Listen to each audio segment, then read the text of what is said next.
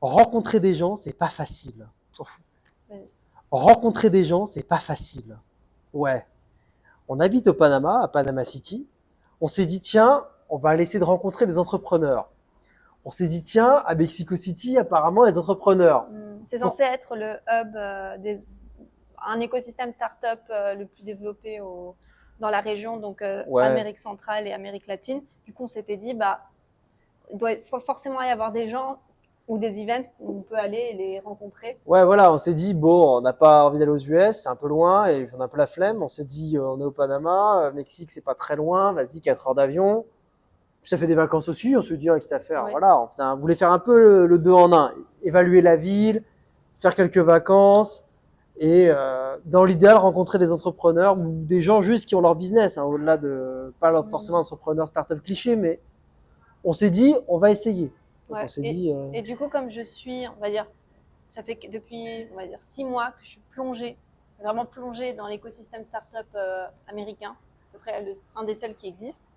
ouais, Du coup, je me suis dit, bah, parfait, je vais aller sur la YC. Donc, Y Combinator, c'est une des plus grands accélérateurs de start-up.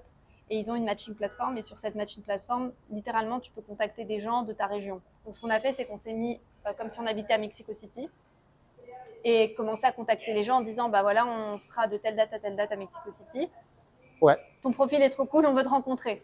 Et t'as fait ça sur pas mal de gens. Voilà, et j'ai fait ça sur à peu près tous les gens intéressants qui avait. Et du coup, j'ai réussi à avoir, on va dire, 4 personnes via WhatsApp. Donc, j'ai eu leur numéro de téléphone. Et dès qu'on est arrivé à Mexico City, même un petit peu avant, on leur a dit OK, on est là. On fait quoi? On se rencontre où? Nous, peu importe. De toute façon, on est en train de marcher littéralement. C'est sûr, nous, on faisait du tourisme, concrètement, il faut être très honnête. On s'est mis dans un des quartiers qui était considéré comme bien. On s'est pas embêté. Il y avait pas mal de cafés, de restaurants sympas, de parcs. Nous, on s'est mis là-bas. On s'est dit, bah, écoute, au moins, on est bien placé. Si jamais on fait des rencontres, on peut proposer des cafés dans le coin. En général, c'est un endroit aussi où il y a pas mal d'expats. Donc, on s'est dit, statistiquement, les gens vont être potentiellement dans ces quartiers-là. Et si jamais on n'arrive pas à les trouver, au pire, on peut toujours le centre historique et manger des tacos dans la rue. Hein, voilà. Hein, parce qu'à un moment, faut pas s'embêter non plus. Et du coup, enfin, ce que t'as pas dit, par contre, c'est aussi qu'avant de partir là-bas, on a aussi posté sur nos réseaux une vidéo disant, voilà, si vous êtes en train de builder quelque chose, si vous êtes entrepreneur, que vous êtes basé au Mexique, bah allez chaud, envoyez-nous un DM, un commentaire sur la vidéo et on y va. On avait fait ça sur Instagram, sur TikTok Et sur LinkedIn. et sur LinkedIn.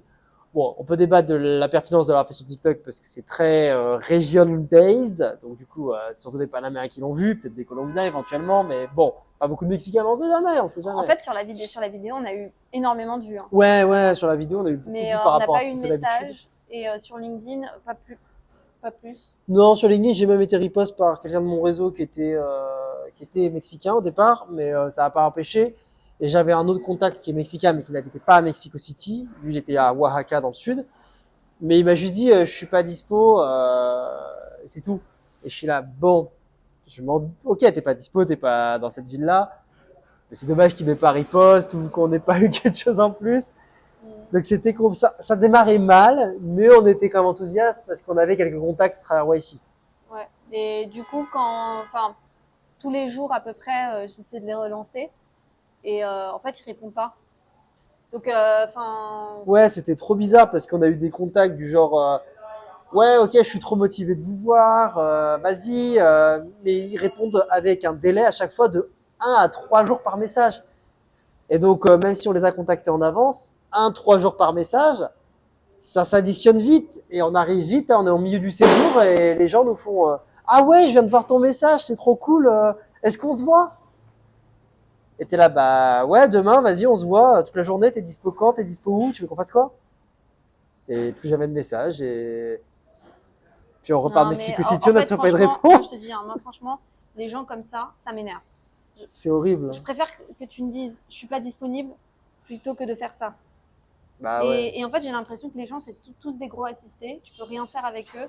Et bon, franchement, pour trouver des gens à qui tu peux faire confiance, qui seront là à l'heure, qui communiquent assez rapidement, Ouais, bah qui vont se commit et qui vont tenir leur parole, quoi, déjà.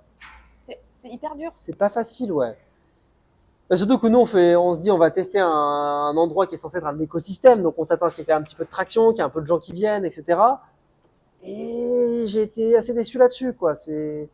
Finalement, c'est pas particulièrement un écosystème. Après, les gens, ils vont me dire, ouais, mais est-ce que tu as checké les événements en ligne?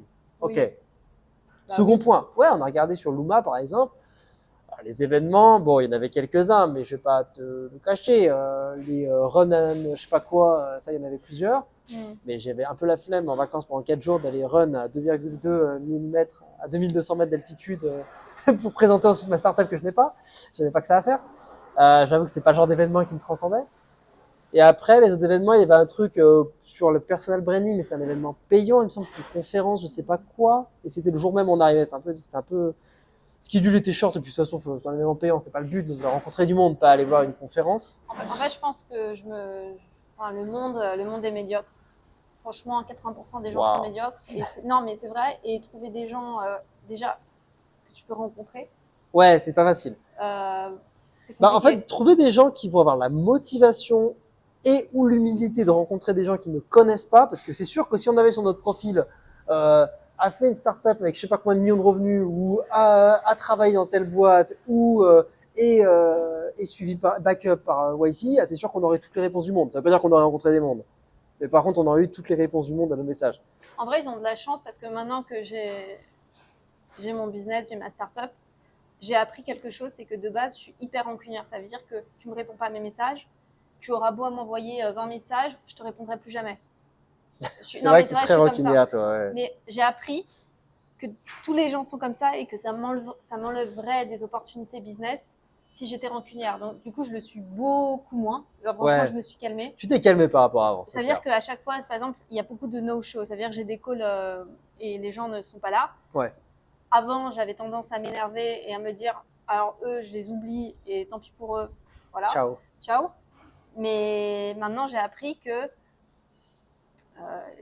ça marche pas en fait. Ça t'apporte rien de faire ça. Et comme tout le monde est comme ça, si tu commences à trier les gens qui sont fiables, t'en as plus beaucoup. T'en as plus. T'en as quasiment plus en vrai. T'en as quasiment plus. Non mais c'est clair, c'est difficile de trouver des gens de confiance de une, mais surtout des gens avec qui tu te dis eh, vas-y, on peut travailler ensemble, on peut faire quelque chose. C'est difficile parce que les gens vraiment sont pas fiables. Ça je t'assure, hein, parce que j'ai eu 2 cofondateurs et les 2 ça n'a pas marché. Et là je me retrouve toute seule dans ma startup, donc je sais ce que c'est. Je pensais pas que c'était si dur. Par exemple, quand il y avait des podcasts et je voyais des gens qui avaient réussi, qui disaient non mais la clé c'est l'humain, manager des humains et c'est hyper compliqué. J'étais là en mode mais qu'est-ce qu'il me raconte? Pour moi c'est la chose la plus simple. Et maintenant tu découvres la réalité. Et maintenant en fait je découvre que et même trouver des gens avec qui tu peux juste faire des rencontres humaines, normales dans la vraie vie.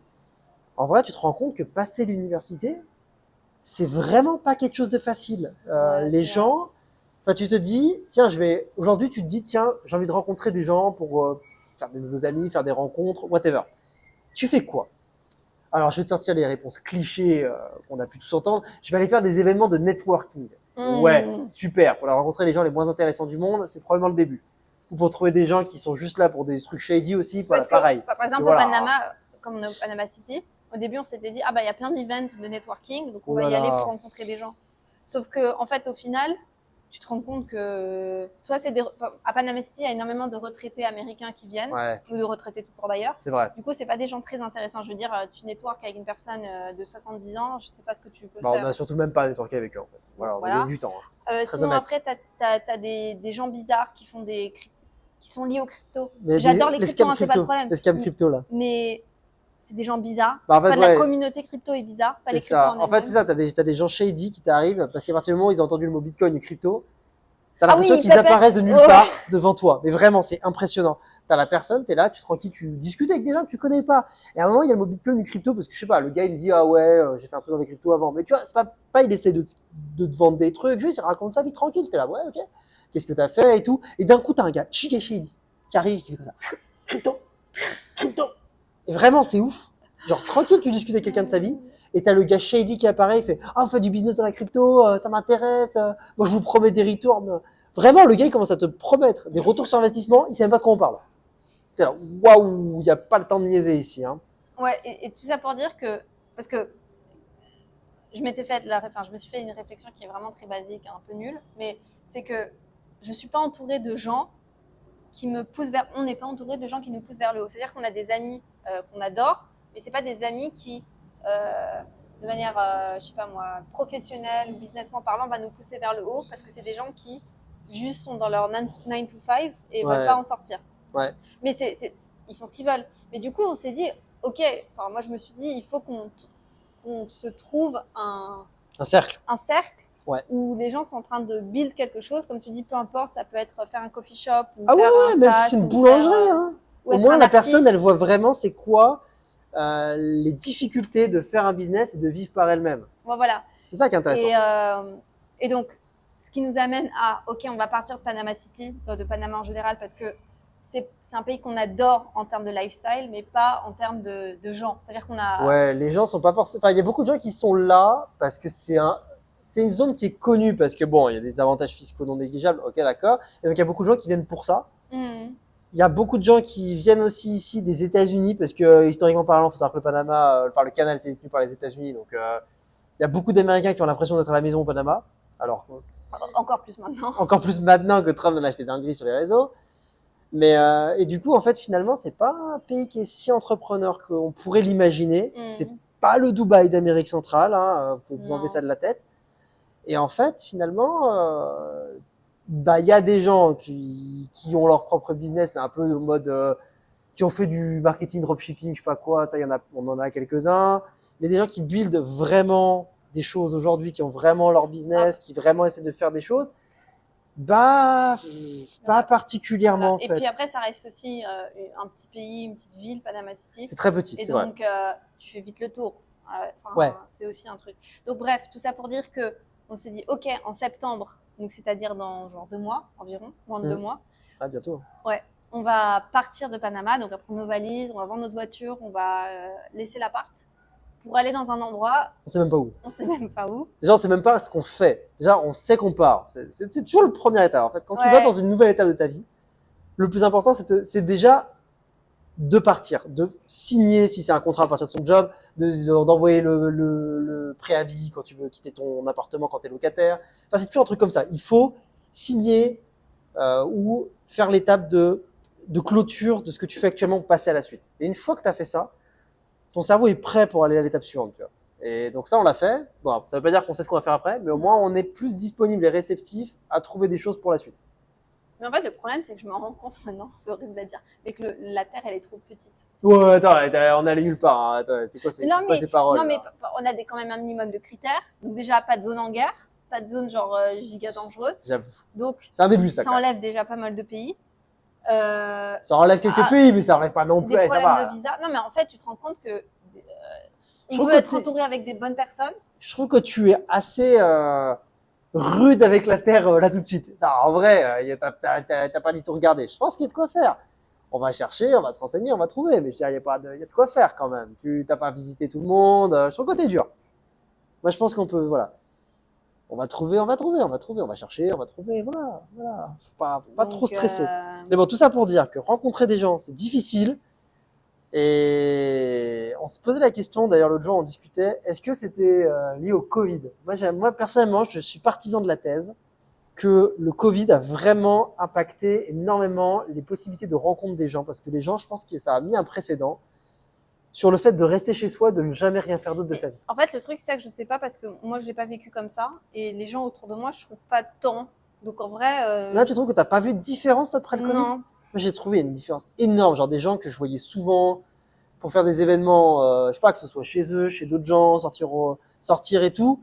Et franchement, c'était giga difficile post-Covid. J'ai l'impression que les gens étaient beaucoup plus casaniers, restaient beaucoup plus chez eux. Ils avaient du mal. Moi, je me souviens, il y avait des amis avec qui je voyais super souvent pour faire des événements chez moi ou chez eux même, et que j'ai quasiment plus revu après le Covid. Genre, je les voyais à l'époque où j'étais salarié, je les voyais au bureau. Pour ces gens-là que j'ai rencontrés au travail, je les voyais au bureau à l'époque. Mais je les voyais plus en dehors. Et ça, c'est un truc vraiment, ça m'a marqué. Alors après, c'est arrivé, j'étais plus étudiant en Covid, donc peut-être que ça a joué. Après, il faut dire que c'était dans un microcosme d'ingénieurs bizarres. Ouais, vas-y. Non, mais c'est vrai. Ok. Tu penses que le Covid, en fonction, mais ça fait sens, en fonction de l'endroit où tu étais, genre si tu étais en tant qu'ingénieur ou si tu étais, je sais pas moi, RH ou je ne sais quoi, étudiant ou encore autre chose, tu penses que c'était Non, parce que par exemple, je sais que je sais que mon frère, en gros, le Covid, c'est à peu près les années où il est rentré en première, deuxième année. Ouais, quand il devait rentrer à l'université, ouais. À l'université, il a plein d'amis qui sont un peu rentrés en dépression, qui sortaient pas du tout de chez eux, et ça, je pense que ça les impactait. Ouais. Moi, vu que j'étais déjà dans le milieu étudiant quand même un petit peu de temps, bah, en fait, on était juste dans la vibe, quoi. Genre, on continuait à... On savait ce que c'était que se rencontrer, etc. Ouais. Et après, pour les gens qui sont en CDI et qui, de base, si tu les forces pas un peu pour sortir de leur zone de confort, ils vont pas le faire. Pour eux, le Covid, c'était en mode, bah, parfait, je suis dans le confort, quoi. Ouais. Et du coup, pourquoi ils changeraient leur manière de faire? Non, ouais, d'accord. Je suis OK pour les gens qui étaient déjà relativement casaniers et très flemme de faire quoi que ce soit. Mais j'ai l'impression que ça touche beaucoup plus que ces gens-là, personnellement. J'ai l'impression que tout le monde s'est transformé en ça. Et on va pas me faire croire que 95% de l'humanité est comme ça par défaut. Moi, j'ai l'impression que ça a eu des séquelles un peu plus conséquentes, quand même, personnellement. Je sais pas ce que vous en pensez, dites-nous. Ouais, dites-nous en commentaire si vous avez remarqué que le Covid a changé votre manière de rencontrer des gens ou de votre manière de sortir. Ou est-ce que ça a changé des gens dans votre entourage? Genre, comment est-ce que vous, aujourd'hui, vous faites pour rencontrer des gens dans l'optique de vous faire des amis? Genre, vous faites quoi? Parce que franchement, c'est difficile de rencontrer des gens qui sont intéressants enfin, avec les moyens classiques, genre. Mais après aussi, il y a des gens, ça c'est des hypocrites, qui sont là en mode « Ah oui, j'ai trop envie de rencontrer des gens, des amis », un peu comme les gens qu'on voulait rencontrer à Mexico, mais en fait, qui font pas d'efforts. En fait, si vous faites pas d'efforts, je suis désolée, non, c'est faux, vous voulez pas. Parce que si vous voulez vraiment... Ouais, ils le font pour faire genre, ils ont l'impression de le faire, ils font une feinte d'enthousiasme comme ça en mode « Yes, vas-y, on va faire ça ». Mais en fait, derrière, ils font zéro effort, ils font « Oh mince, finalement, j'étais pas là ou autre ». Mais du coup, tu vois, eux, ils ont l'impression d'avoir fait quelque chose et d'être social. Mais c'est pas ça, être social. Ok, d'accord. Ouais, non, je vois peut-être, ouais. Enfin bon, vous faites comment pour rencontrer des gens? Parce que difficile de trouver des gens et que vous considérez intéressants et autres, hein, bien sûr. Hein, parce qu'après, et d'ailleurs, on peut aller dans la rue et parler quelqu'un vers normal, hein, random. Pour finir la vidéo, si jamais vous êtes quelqu'un d'intéressant et que juste vous voulez genre qu'on parle, même si c'est un call ou quoi. Ouais, envoyez-nous un commentaire ou autre. Après, on peut bouger. Franchement, ouais, on est chaud, avec plaisir. Ou si vous connaissez des gens. Ouais. Franchement, on est ouvert, on converse avec tout le monde. Donc voilà. Ouais. Allez, ciao.